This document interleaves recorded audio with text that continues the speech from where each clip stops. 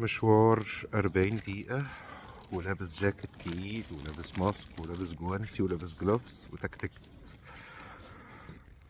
الله يكون في عون اخواتنا بتوع الدليفري. يا ريت يعني نرحمهم شوية. الناس دي بتشتغل بالثمانية وبال12 ساعة في عز التلج، وساعات ما بيبقوش لابسين ولا في خوذة وغصب عنهم. فيا ريت نراعيهم شوية ويبقى في شوية إنسانية.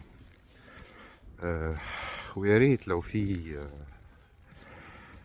حد عنده قدرة.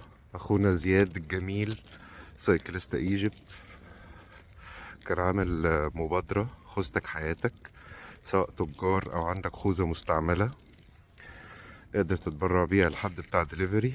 يا ريت يعني المبادرة دي حلوة جدا، ويا ريت ندعم زياد. ويا ريت احنا كبني ادمين، حتى لو انت مش بايكر وملكش علاقة بالموتوسيكلات، تراعي الراجل بتاع الدليفري. وشكرا.